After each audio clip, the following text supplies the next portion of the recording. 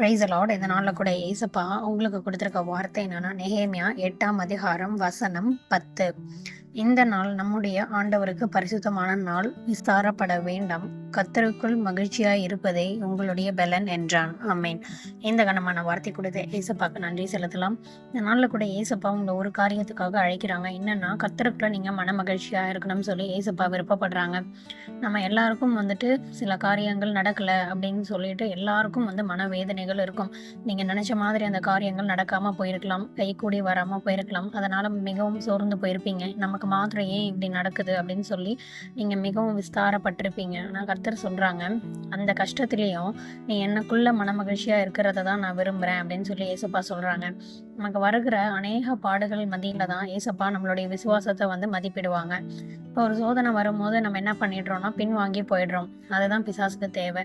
ஏதாவது ஒரு கஷ்டமான காரியத்தை உங்களுக்கு கொடுத்துட்டு உங்களை பிசாசு ஆண்டவர்கிட்ட பிரிச்சிருவான். அதுதான் அவனுக்கு தேவை. அப்போ நீங்க கர்த்தரை நிந்திப்பீங்க, ஆண்டவரை திட்டுவீங்க. சில வார்த்தைகள்லாம் சொல்லும் போது ஆண்டவர் ரொம்ப மனசு கஷ்டப்படுவாங்க.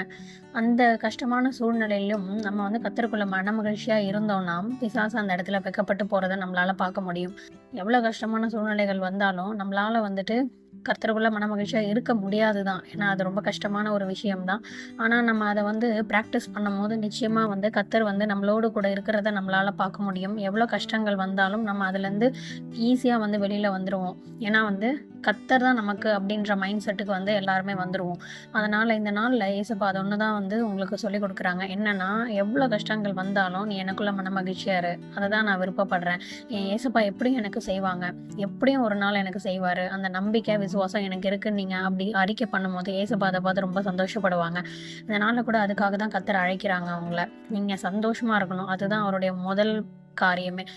நமக்கு வர பிரச்சனைகள் இருக்குதான், ஆனா அதுக்கு பின்னாடி என்ன இருக்குன்னு நமக்கு தெரியாது. ஏன் கர்த்தர் அதை அனுமதிக்கிறாங்கன்னு தெரியாது. ஆனா பிற்பாடு ஒரு மகிமை இருக்கும், அதுல ஒரு மேன்மை இருக்கும்.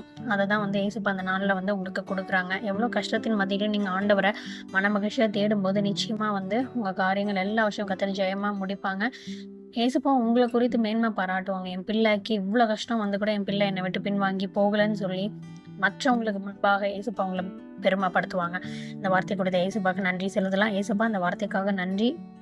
இந்த வார்த்தையில நீங்க சொல்லியிருக்கிறபடி ஏசப்பா உங்க பிள்ளைகளை மன மகிழ்ச்சியா இருக்க சொல்லியிருக்கீங்க. உங்க பிள்ளைகளோட வாழ்க்கையில அநேக துன்பங்கள் கஷ்டங்கள் நேர்ந்தாலும் உங்க மேல இருக்கிற விசுவாசத்தோட அவங்க ஓடிட்டு இருக்காங்க. அதை நீங்க கனம் பண்ணி அவங்களுக்கு நீங்க ஆசீர்வாதத்தை கொடுத்துட்டீங்க. அதுக்காக உங்க துதிக்கிறேன். மீட்பரேசுவின் மூலம் ஜெபிக்கிறேன் நல்ல பிதாவே, ஆமென். நாளைக்கு இன்னொரு பைபிள் வேர்ஸோட உங்க எல்லாரையும் மீட் பண்றேன். God bless you all. Please like, share, subscribe and comment. God bless you.